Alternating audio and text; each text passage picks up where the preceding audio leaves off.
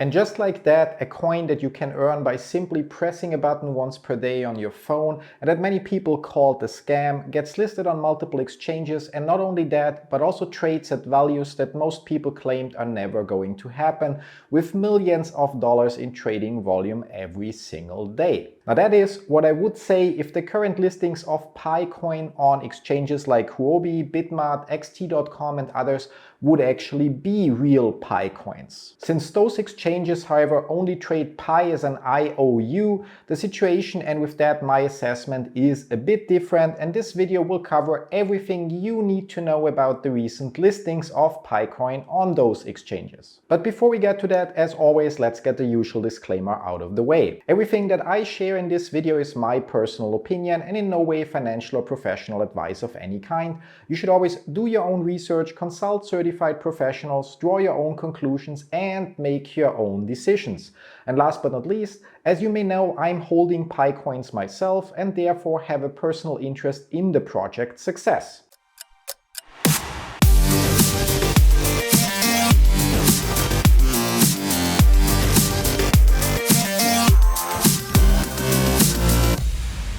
My name is Rauchenwald, and in today's video we are going to take a closer look at the surprising appearance of Pi Network's Pi coin on several exchanges like Huobi and xt.com at the end of December 2022 and talk about what this means for the project at large, but more importantly what it means for you as a pioneer and for other pioneers around the world. Now before you get your hopes up seeing values between $10 and around $300 per Pi coin on the CoinMarketCap chart and already start dreaming what you're going to buy after selling 200 Pi coins for maybe as much as $60,000, let's start with the official statement of the Pi core team in reaction to those, in quotes, unauthorized listings of Pi. The core team clearly states that Pi Network has no association with any of these exchanges, which are acting without the consent, authority or involvement of the network. Further, the products being traded on these exchanges are not the real Pi tokens, and that the enclosed mainnet design makes any listing or exchange of Pi technically impossible.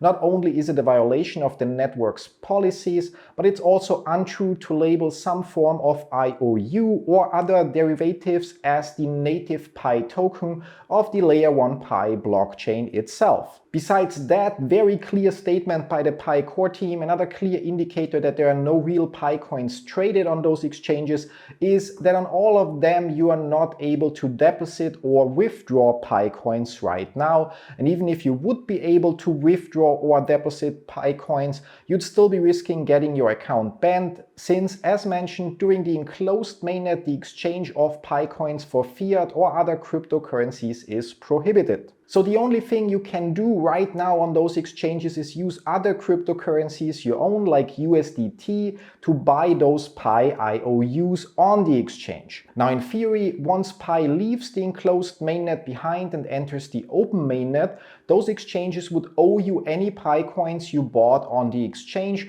but I wouldn't bet on actually receiving those Pi. To clarify that further, initially Pi USDT, again not real Pi but IOUs issued by the exchange,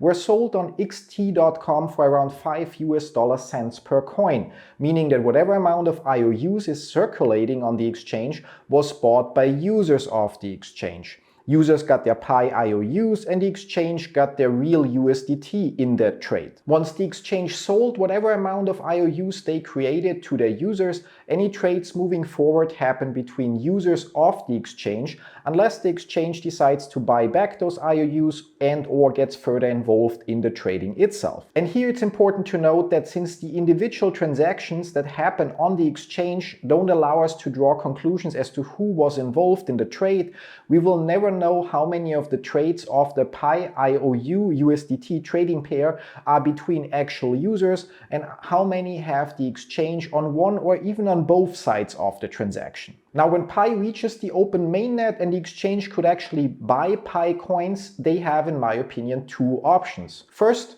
If they can buy real Pi coins for less than what they sold them for as IOUs, they can buy back the coins and deliver on their IOUs while still pocketing the difference as pure profit. And second, if buying the real Pi coins would cost more than what they sold them for initially, they simply could, for example, announce that they will delist Pi USDT from the exchange, which would cause anyone that bought those Pi IOUs to try to sell them and cause the price for Pi USDT on the exchange to plummet really quick. Once the price is then below what they originally sold those IOUs for, they could again buy them back and would again pocket the difference. Obviously, the second method would be more than just shady, but thanks to lack of regulations in that area would likely still be legal. In other words, considering that none of the listings have been endorsed by the Pi core team and that it's actually a violation of the rules of the enclosed mainnet to try to buy or sell Pi coins in exchange for crypto or fiat currencies, it makes it look like all those exchanges are just trying to make a profit simply based on the popularity and huge user base of Pi network,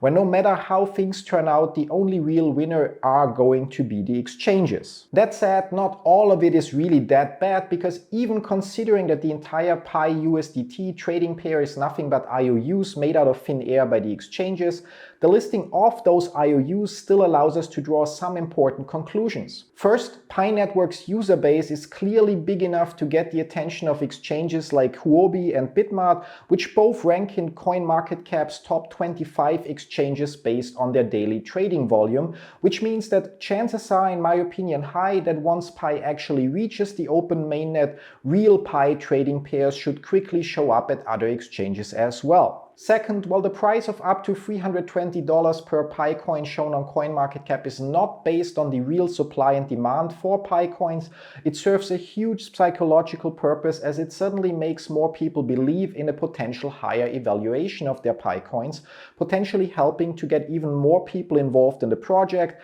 and as such increasing the chances of Pi's long-term success even further. And last but not least, while the current price shown for Pi on CoinMarketCap might not be based on the real supply and full demand, if everyone that currently accepts Pi coins as payment for their goods or services were to use this price as basis for their fiat to Pi calculations, there is a chance that this price will then also be used as, in quotes, starting price once Pi reaches the open mainnet. In other words, while you, at least in my personal opinion, should not get involved in the trading of the current Pi IOUs on different exchanges unless you clearly know what you're doing and understand that you're not actually trading real Pi coins, the listings themselves are overall a positive sign and once again prove that Pi might have a bright future ahead. That said, I'll obviously cover any changes down the road, so don't forget to like, subscribe and enable notifications so you don't miss out on any future updates about Pi Network,